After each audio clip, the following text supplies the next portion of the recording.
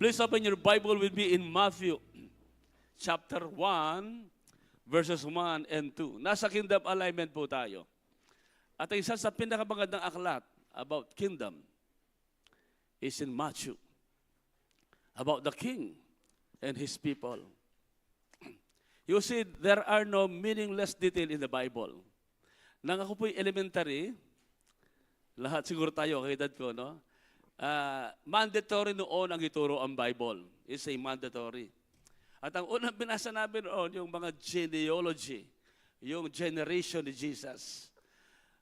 Aba talagang bigat na bigat, ano? Bigat. Kasi King James.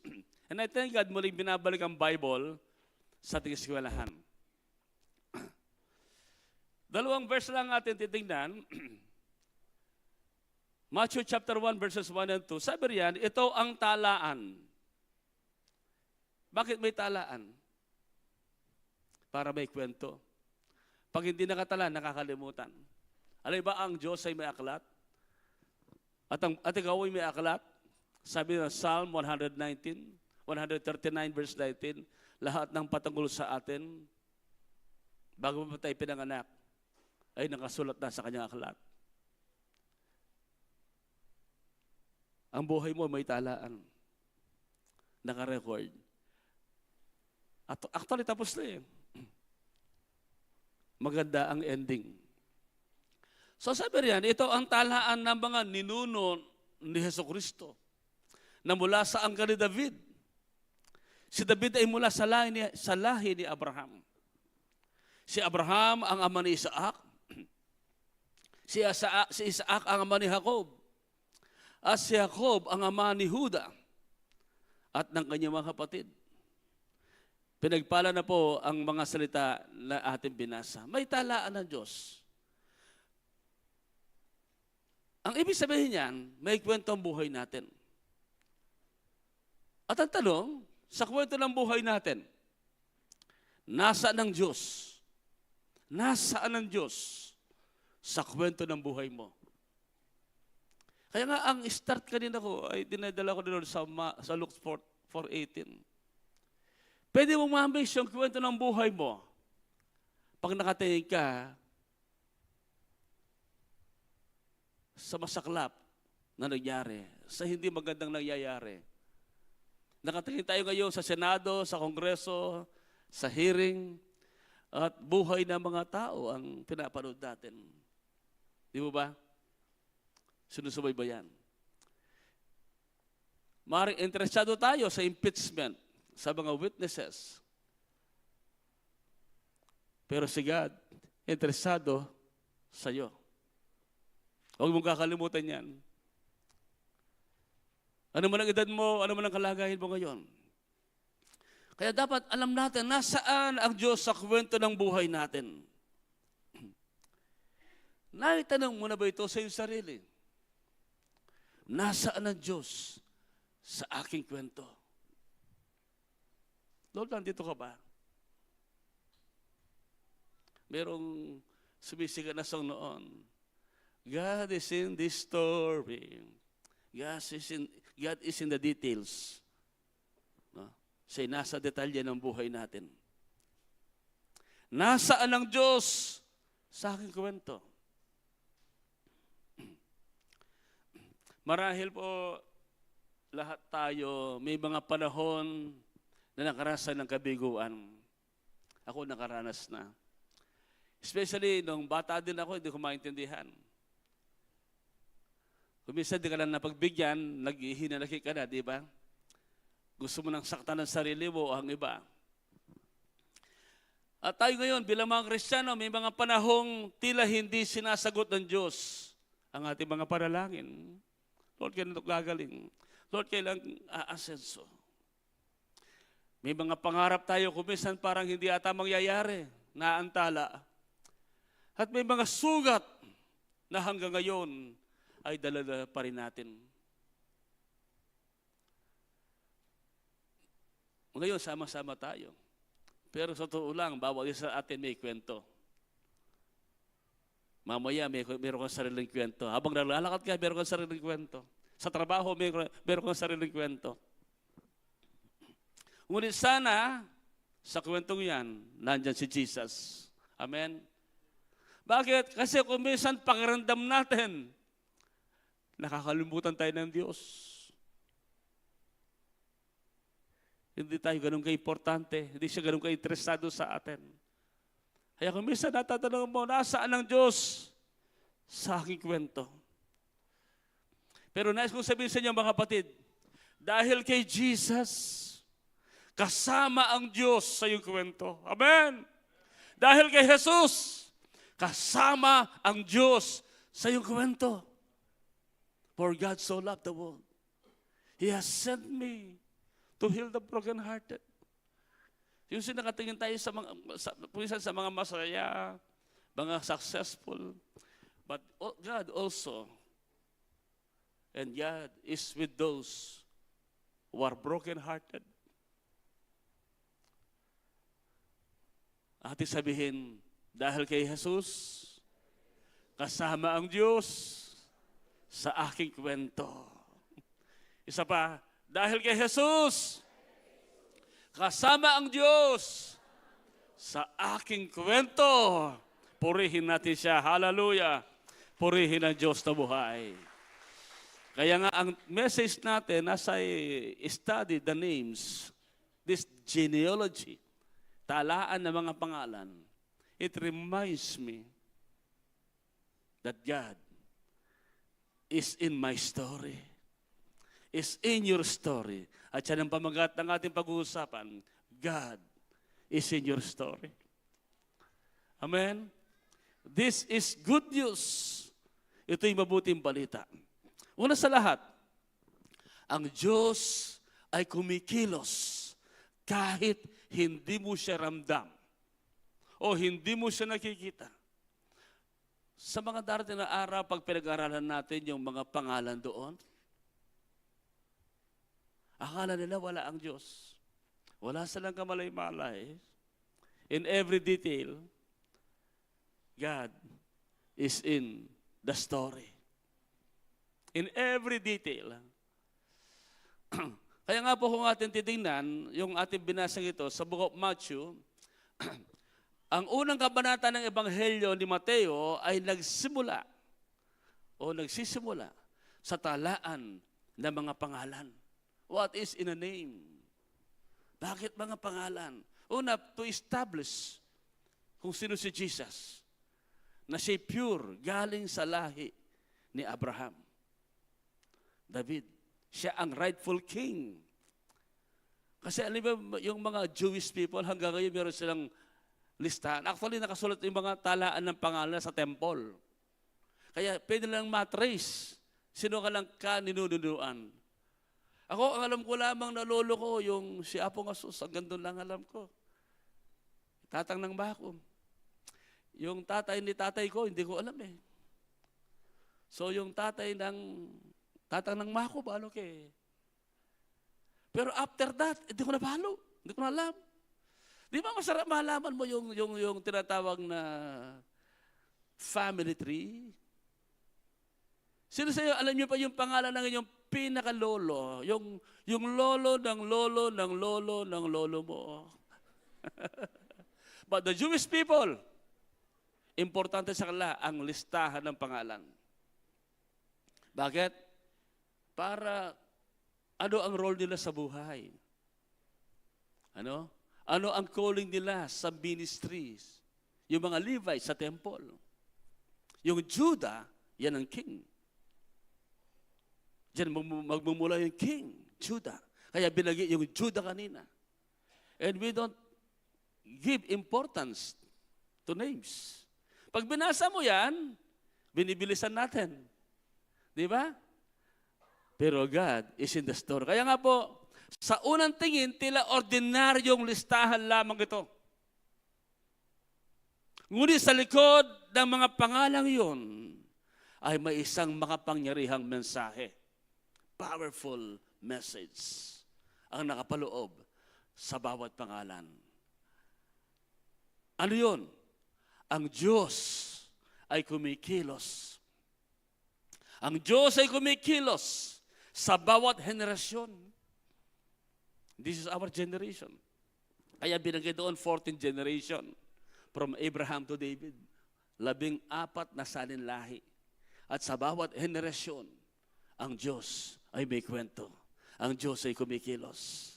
At kung kasama siya, no, sa kwento ni na Abraham, Isaac, Jacob, Huda, kasama rin siya sa iyong kwento. Purihin ang Panginoon. Amen. Hallelujah. Maaari hindi pa nakikita ngayon yan kasi kung minsan ang kwento ng buhay mo parang Wakasan Comics. Di ba? Ang iba naman parang ang kwento ng buhay nila love story. Yan ang mga binabasa natin ng bata tayo. Sino nagbasa ng comics? Wakasan, love story. Ano pa yung mga kwento sa comics nyo? Mga baby boomer, pinanganak noong 60s, walang telebisyon, radyo lang, at mag-aakila ka ng comics. No? Where do I begin? Ay, nabil Kaya sabi ng ating binasa, yung unang verses 1 and 2, ito ang talaan ng mga ninuno ni Jesus. Kasi nagkatawang tao siya. No? At then pinagidiyaan yung mga pangalan. Abraham, Isaac, Jacob, Huda. No? Kaya kapag binasa natin ang talaan ng mga ninuno ni Jesus, makikita natin ang mga taong may iba't ibang kwento. Si Abraham nagkamali, nagsinungaling pa Pero sa kanyang hindi pagiging perpekto, pagkakamali, nandun pa rin si God. Hindi siya iniiwanan. Si Isaac ay nagkaroon ng mga pagsubok. At sa likod ng mga pagsubok na yon, nandun ang Diyos. Si Jacob ay naging mandaraya. Si Huda ay gumawa ng mabibigat na pagkakamali. Ngunit hindi tumigil ang Diyos sa paggawa ng kanyang plano. Kasi yung kanyang anak kasi, si Onan, no, ina-abort. So yung kanyang manugang, hindi nagkaanak. Kaya ang kwento, nagkawaring patutot itong yung kanyang manugang. And then, minsan napunta doon si Huda. Hindi siya humingi ng perang bayad, kundi yung tungkod lang. And then, naanakan niya yung kanyang manugang. Alam niyo yung kwento, di ba? Tamar ba yun? Tamar? Nakalimutan ko pangalan. At yun, pagkakamali. Actually, nagalit si Yahweh sa mga anak ni Huda kasi yung kanilang naging asawa, ayaw anakan. Pati yung kapatid, ayaw. Pero kailangan magpatuloy yung lahi. Kasi ang Diyos ay nandoon sa kwento ng bawat kasaysayan. Kaya nagtuloy-tuloy yung kwento ng pagliligtas ng ating Panginoon. Na bakit po? Bakit ganoon? Dahil, tandaan ito mga kapatid, dahil ang layunin ng Diyos ay mas dakila kaysa kahinaan ng tao. Mahina tayo. Nagkakamali, nagkakasala. Kuminsan hindi tapat. Pero ang Diyos, dahil nasa kwento ng buhay natin, kapatid, kuminsan parang wala kang interes. Ang Diyos, interesado pa rin sa iyo. Alang-alang sa kanyang plano sa buhay mo. Hindi ka isang aksidente. Hindi ka lang basta singaw o lumitaw sa mundong ito. May mga pagkakataon na hindi din nakikita ang kamay ng Diyos. At kuminsan hindi man tayo interesado. Ngunit, hindi yan magiging dahilan para iwan tayo ng Diyos. Para pabayaan tayo ng Diyos. At hindi ibig sabihin, kamukha ng mga ginawa nila, hindi nagkikilos ang Diyos. Makikita sa ating mga pagkakamali, sa ating kahinaan. Hindi titigil kikilos ang Diyos sa buhay natin.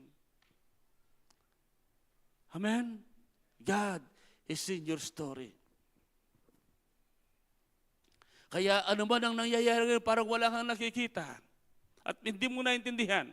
Hindi ibig sabihin na ang Diyos ay hindi kumikilos. Sabi nga ng song, even if I don't feel it, He's working. Even though if I cannot see it, it's working. God never stop working. Kaya nga po, sa pagitan ng mga pahina, pages of our lives, sa likod ng mga luha natin at paghihintay, mga kabiguan kung minsan, tahimik na gumagawa ang Diyos ng kanyang plano, ng kanyang layunin. Kumikilos ang Diyos sa buhay mo, hindi mo lang naiintindihan ngayon. Kamukha lang ng isang natanim na binhi ng isang magsasaka. Binhi, palay, mais, ano man yan, mangga. Pag ito kanyang tinanim, dyan lang iiwanan, wala siyang nakikitang nangyayari sa ilalim ng lupa. Hindi niya, ang magsasaka, hindi niya uhukayin. Hindi, lewe ko mo nung tutubo niya. Hindi. Pababayaan lang niya. No? Bakit alam niya? Kasi alam niya kahit hindi niya nakikita. Kahit hindi niya nakikita, alam niya may buhay na umuusbong. Ganon din ang Diyos. Maaaring hindi mo siya nakikita ngayon. Ngunit siya'y kumikilos para siya'y kabubuti. Hindi mo naintindihan, Lord, bakit mo ako nilibing? Bakit ako nakakalimutan? Lord, nasaan ka sa kwentong ito?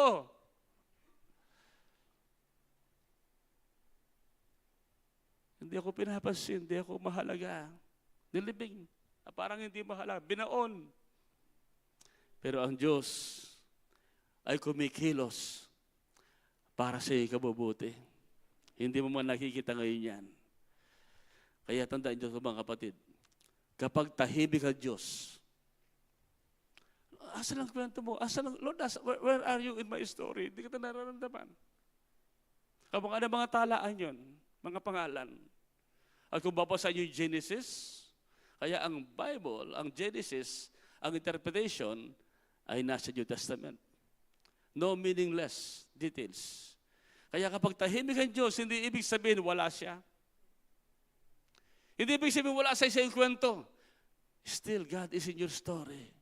Madalas, yun ang panahon na siya ay pinakaabala sa paggawa ng kanyang plano. Amen. May niluluto ang Diyos. May pinaplano ang Diyos sa buhay natin. Kung minsan hindi mo randam. Pero may ginagawa ang Panginoon. God is in this story. Hallelujah. Thank you, Jesus. So, hindi ibig sabihin, hindi siya kumikilos. Pangalawa, ginagamit ng Diyos ang mga basag na bahagi ng buhay natin. You see, every person in that genealogy, generation, may mga pagbasag. May mga masakit na karanasan sila. Hindi mo maalis, hindi mo pwedeng alisin yung masakit na pangyayari sa buhay. Sugrado, tiyak, isang araw darating masasaktan ka.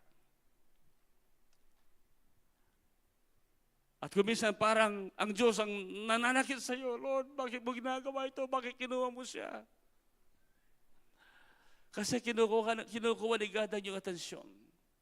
Nais kanyang dalhin sa talagang kwento ng buhay mo. Kaya babasagin kanya. At madalas yung ating mga broken experiences in life, yan ang kanyang ginagamit. Kaya nga po yung genealogy ni Jesus ay puno ng mga taong hindi perpekto, nagkamali ng desisyon. Sa mga darating na araw, makikita natin yan. Hindi sila mga superhero. At lalong, hindi sila perfect, walang kasalanan. Lahat sila makasalanan, parang ikaw. Sila yung mga ordinaryong tao na nakaranas ng pagkakamali, kabiguan, kahinaan. Parang tayo. Minsan iniisip mo, hindi ako perfect, makasalanan ako. Paano si God? Si God, nasa buhay ko. Mga kapatid, ano man ang nangyari sa buhay natin, no? Ang Diyos ay hindi ka iniiwanan. Katulad ng mga taong ito, isinama sila ng Diyos sa kanyang plano ng kaligtasan, ng pagliligtas. So yung mga lolo yan ni Jesus ng Panginoon Jesus. Mga kaninunuan niya. Kasi si Jesus dapat magkatawang tao at manggaling sa tabang angkan, lahi. At ang mga tao yan, si David nga, nangalo niya, lolo niya si David. Ha? Okay? Ito kasi ang nangyayari. Marami kasi mga tao, katulad natin, pag tayo nagkamali, hindi mo na, kumisan parang na-struggle ka na. Parang hindi mo na mapaniwalaan na gagamitin ka pa ni God. Dahil sa iyong nakaraan. Pero ito yung nais ko malaman nyo, He came to heal the broken-hearted. Jesus our Lord, expert siya sa healing, sa redemption. Amen? Yung sugat mo, pwede ang gawing mensahe. Your mess can be a message. And your test is a testimony, a testament of God's goodness. Ginagawa niyang patotoo ang ating mga kabiguan. Ginagawa niyang biyaya, grace, ang ating mga pagkakamali. Ang dami mga nagkamali sa mga pinanggalingan ni Jesus. Pero ang isang makikita mo doon, yung biyaya ng Diyos. What's grace? Receiving what we don't deserve. Yung tatanggapin mo, yung hindi ka man karapat-dapat tabanggap. Sabi nga sa Romans 8:28, alam natin sa lahat ng bagay, ang Diyos ay gumagawa sa ikabubuti ng mga umiibig sa Kanya. Hindi sinabi ng Biblia na lahat ng nangyayari ay mabuti. I want you to understand that verse. Hindi niya sinabing lahat ng nangyayari. May mga bagay sa buhay mo hindi mabuti na nangyayari. Ngunit sabi niya na kayang gamitin ng Diyos ang lahat, masama man yan, para sa ikabubuti. Purihin ang Diyos na buhay. Amen. Hallelujah. Maaaring hindi mabuting nangyayari ngayon sa iyo, hindi ibig sabihin wala si God. Pero yung mabuting hindi nangyayari sa iyo nga nakagagawa ng tao, pagkakamali ng tao, at dahil ang mundong ito'y wasak-basag, nabubulok, hindi mabuting nangyayari. Pero pwede ang gamitin yan sa iyong, sa akin, sa ating ikabubuti. Amen? Kaya tandaan niyo mga kapatid, ang iyong nakaraan ay hindi sapat na makapangyarihan upang sirain ang plano ng Diyos sa iyong buhay. Your past is not powerful enough to destroy God's plan for your life. Lahat sila may mga negative. Hindi magandang past nila. Si David, hindi magandang past. Si Judah, hindi maganda. Lahat. Si Abraham, ganoon din. Si Jacob, lalo na si Jacob. Pero hindi dahilan yun para yung plano ng Diyos ay hindi maganap at mangyari. At pangatlo, dahil kay Jesus, may magandang wakas ang iyong kwento. Amen? Pag Kristiyano ka, palaging happy ending. Bakit namatay? Yun nga congratulations. Bakit? Graduate ka na. Papunta ka na ng langit. Amen? Namatay sa sakit Hindi gumaling. Actually, ang tawag dyan, complete healing. Yung complete healing, pag nasa langit ka na. Di ba, kung minsan nagpe-pray tayo, sabi sa akin ni Bishop Hong, huwag kayong mag-pray ng complete healing. Bakit po, Bishop? Kasi yung complete healing, perfect ka na, wala ka nang walang sakit kahit ano. Ibig sabihin niya, nasa langit ka na. Di ba? So, sino nagpe-pray ng complete healing? Kunin ka rin. Yan ang sabi ni Bishop. Kasi dito sa mundo, walang complete healing. Alam mo, gumaling ang sakit ng ngipin mo, maya-maya mayroon namang sumasakit yung tuhod mo. Di ba? Anyway, mga kapatid, natuturuan lang po tayo. Amen? Pero happy ending pa rin yung kwento ng buhay natin. Kapampangan, ano? Ending. Happy ending pa rin. Bakit? Makikita mo si Jesus. Walang kapantay na ligaya, saya, ang maranasan ng Panginoon. Darating naman tayo lahat dyan, di ba? Pupunta tayo lahat dyan sa happy ending ng buhay natin, ng kwento natin. Kaya nga po, ang pinakamagandang bahagi ng talaan ng angkan ni Jesus, yung genealogy, ay hindi sina Abraham o David, si Jesus. Kung wala doon si Jesus, malungkot ang kwento. Kaya gumanda kasi nandun ang ating Panginoon. Lahat ng pangalan sa talaan ay humantong sa Kanya, kay Jesus. Dahil kay Jesus. At ito rin ang layunin ng ating buhay. Ang ating kwento ay mag-ending, umahantong kay Jesus. Bakit? Siya ang sentro ng kasaysayan. Hallelujah. Purihin ang Diyos. Amen. Si Jesus ang sentro ng kaligtasan. At siya rin ang sentro ng ating pag-asa. No other name but Jesus. No other name but Jesus. Dahil pumasok si Jesus sa kasaysayan ng tao, pumasok din ang Diyos sa ating kwento. For God so loved the world. At kapag kasama ang Diyos sa iyong kwento, hindi kailanman mawawala ang pag-asa. Hallelujah. Amen? Maaaring hindi mo pa naunawaan ang kasalukuyang kabanata ng buhay mo ngayon. Yung kasalukuyang chapter o episode ng buhay mo. Ngunit huwag mong husgahan. Do not judge your book, the book. Huwag mong husgahan ang buong aklat. Batay lamang sa isang page o pahina.